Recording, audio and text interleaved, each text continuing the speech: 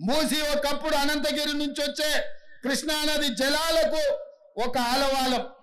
కానీ ఇవాళ కాలుష్యం అయిపోయింది. ఇవాళ మన బతుకులను చిందరవందర చేస్తున్నాయి. నల్గొండ జిల్లా రైతులు ఇవాళ ఏడుస్తున్నారు. హైదరాబాద్ నగరంలో నుంచి వచ్చిన కాలుష్యం నల్గొండ ప్రజలకు చేరుతుంది. అక్కడ పంటలు కూడా విషమయం అయిపోయినాయి. మా కోమటిరెడ్డి వెంకటరెడ్డి గారు పదే పదే నా దృష్టికి తీసుకొచ్చి నల్గొండకు వస్తున్న కాలుష్యాన్ని నియంత్రించండి, మూసిని ప్రక్షాళన చెయ్యండి అని. అందుకే కేంద్ర ప్రభుత్వ సహకారంతో మూసి ఆక్రమణలు తొలగించి మూసిని ప్రక్షాళన చేసి ఒక అద్భుతమైన మూసి రివర్ డెవలప్మెంట్ ఫ్రంట్ ను అభివృద్ధి చేసి పేదవాళ్ళకు అక్కడ వ్యాపారాలు చేసుకోవడానికి అవసరమైన అవకాశాలు కల్పిస్తాం.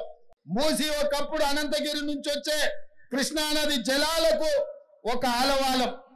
కానీ ఇవాళ కాలుష్యం అయిపోయింది. ఇవాళ మన బతుకులను చిందరవందర చేస్తున్నాయి.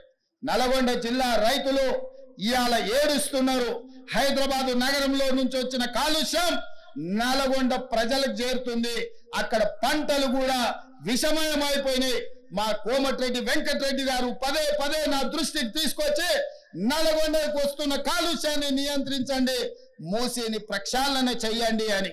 అందుకే కేంద్ర ప్రభుత్వ సహకారంతో మూసి ఆక్రమణలు తొలగించి మూసిని ప్రక్షాళన చేసి ఒక అద్భుతమైన మూసి రివర్ డెవలప్మెంట్ ఫ్రంట్ ను అభివృద్ధి చేసి పేదవాళ్ళకు అక్కడ వ్యాపారాలు చేసుకోవడానికి అవసరమైన అవకాశాలు కల్పిస్తాం.